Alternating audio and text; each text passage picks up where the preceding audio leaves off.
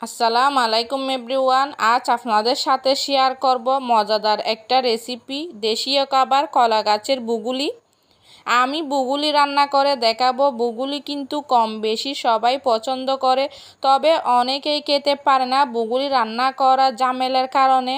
তাই আজকে বুগুলি রান্না করা কিছু প্রয়োজনীয় টিপস সহ সাথে শেয়ার করব, যাতে বুগুলি রান্না করার জন্য আপনাদের কোনো ঝামেলা পোহাতে না হয়। তো চলুন তাহলে রেসিপি শুরু করি। বুগুলি রান্না করার জন্য এখানে আমি 3টা বুগুলি নিয়েছি। আমি বুগুলির উপরে যে কুসাটা থাকে ওটা ফেলে দিয়েছি, আরও কিছুটা আছে, ওটা আমি কাটার সময় ফেলে দেব। বুগুলি কেনার সময় দেখে কিনতে হবে। যে বুগুলিগুলো একটু নরম আর লালচে হয় না, সেই বুগুলিগুলো খেতে ভালো লাগে। আর সেই বুগুলিগুলো থেকে তেমন একটা আঁশ থাকে না। আমার এই বুগুলিগুলো কিন্তু নরম। এইবার প্রথমে আমি একটা মিক্সিং বলে কিছুটা পানি নিয়েছি।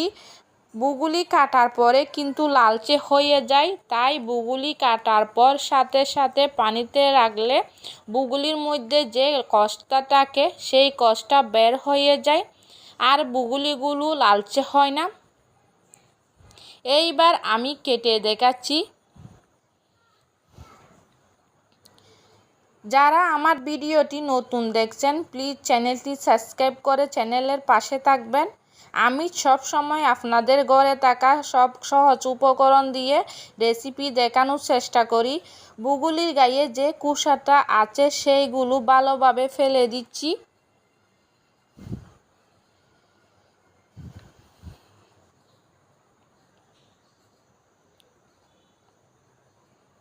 এই তো দেখুন, আমি কুসাটা উপরের ফেলে দিয়েছি। এইবার আমি কেটে নিচ্ছি।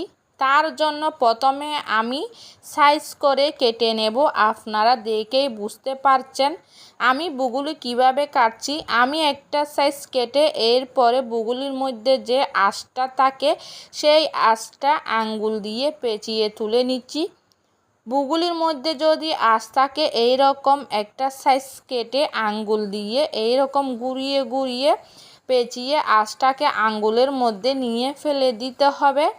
আঁশটা ফেলে না দিলে বুগুলিগুলো খেতে ভালো লাগবে না।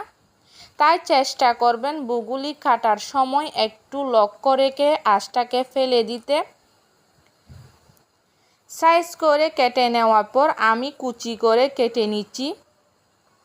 আর বুগুলি কেটে সাথে সাথে পানিতে দিয়ে দিচ্ছি, তা না হলে বুগুলিগুলো কালো হয়ে যাবে।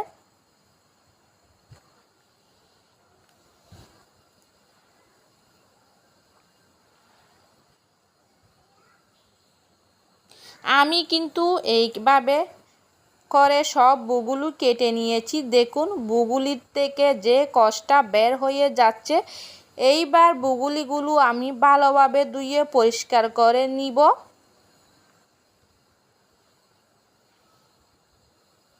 আর আমি এখানে নিয়ে নিলাম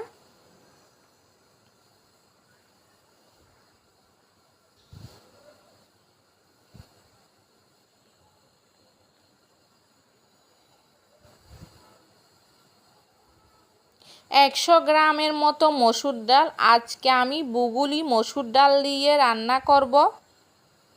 মসুর ডালটা ধুয়ে পরিষ্কার করে আমি সাইডে রেখে দিচ্ছি। এখন আমি চুলায় দিয়ে দিলাম ফ্রাই প্যান, দিয়ে দিচ্ছি 3 টেবিল চামচ সয়াবিন তেল। এবার তেলটাকে হালকা গরম করে দিয়ে দিচ্ছি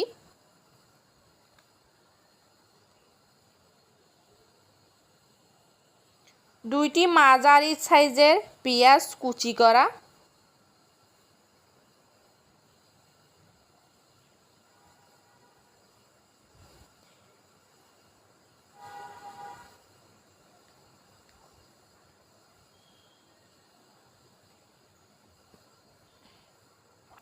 এইবার দিয়ে দিচ্ছি 4-5টার মতো রসুন কুচি। আমি এখন পেঁয়াজ আর রসুনটাকে হালকা লালচে করে ভেজে নেব। পেঁয়াজ আর রসুনটাকে একটু সময় নিয়ে ভেজে নিতে হবে। দেখুন পেঁয়াজ আর রসুনটা হালকা লালচে করে ভেজে নিয়েছি।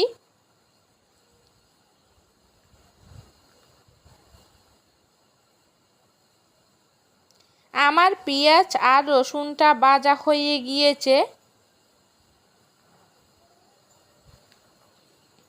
এইবার আমি এখানে দিয়ে দিচ্ছি কয়েকটা ছোটো চিংড়ি।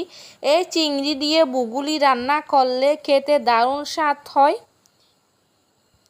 এইবার চিংড়ি মাছটাকে সময় নিয়ে ভেজে নিচ্ছি। চিংড়ি মাছটা যখন লালচে কালার হয়ে আসবে এ পর্যায়ে দিয়ে দিচ্ছি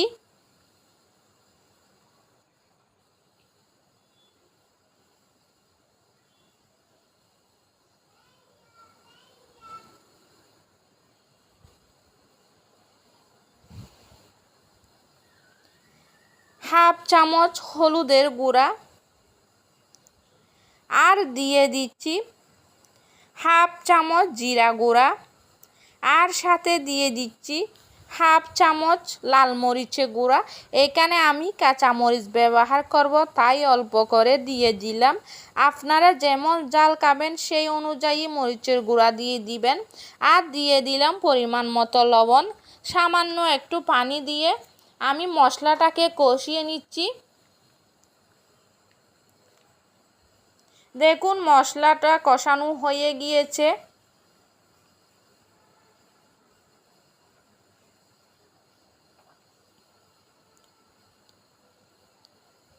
এই পর্যায়ে আমি এখানে দিয়ে দিচ্ছি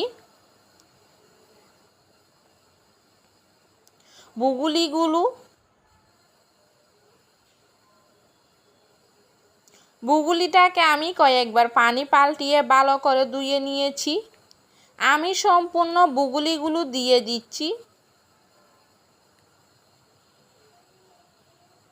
বুগুলিগুলো দিয়ে আমি ভালোভাবে 5 মিনিটের মতো সময় নিয়ে কষিয়ে নিব ঢাকনা দিয়ে।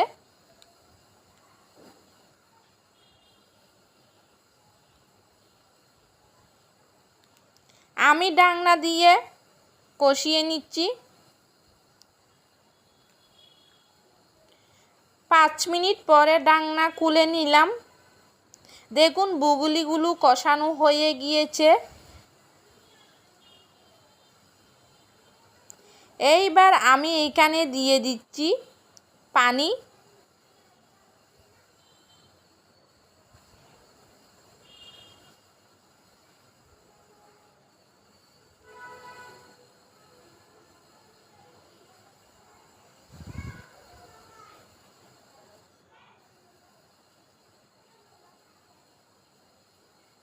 আমি এখানে প্রায় 2 কাপের মতো পানি দিয়ে দিচ্ছি।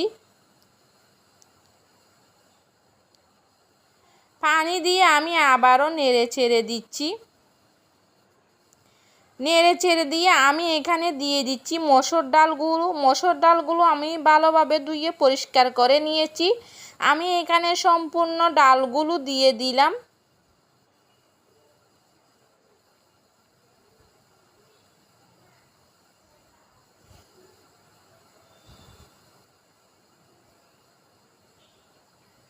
এইবার নেড়ে চেড়ে আমি ঢাকনা দিয়ে 10 মিনিটের মতো রান্না করে নিব। আমি এখানে পরিমাণ মতো পানিটা দিয়ে দিলাম, কারণ আমি বুগুলিটা রান্না করব। বেশি পাতলা করব না, বেশি ঘন করব না। আমি নেড়ে ছেড়ে দিলাম আর সাথে দিয়ে দিলাম 4-5টার মতো কাঁচামরিচ ফালি করা। এইবার ঢাকনা দিয়ে 10 মিনিটের মতো রান্না করে নিব।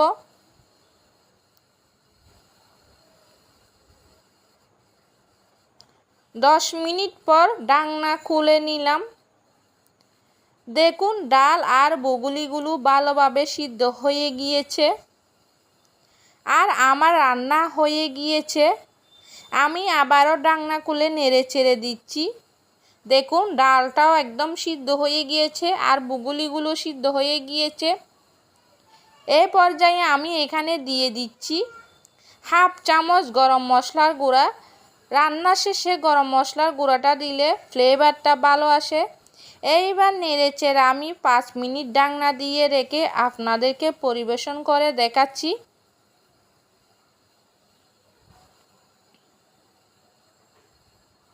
দেখুন আমি একটা বাটিতে নিয়ে নিলাম।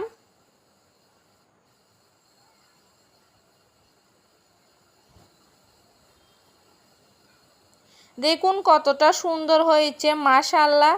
খেতে ভীষণ ভালো হয়। আর দেখুন কিভাবে সহজে আপনাদেরকে রেসিপিটা তৈরি করে দেখালাম। আপনারা একবার হলেও এই রান্নাটা বাসায় ট্রাই করে দেখবেন, সবাই অনেক বেশি পছন্দ করবে। তো রেসিপিটা কেমন লাগলো আমার চ্যানেলের কমেন্ট বক্সে কমেন্ট করে জানাবেন। ভালো লাগলে চ্যানেলটি সাবস্ক্রাইব করে রাখবেন। সবাই ভালো থাকবেন, সুস্থ থাকবেন। ধন্যবাদ সবাইকে।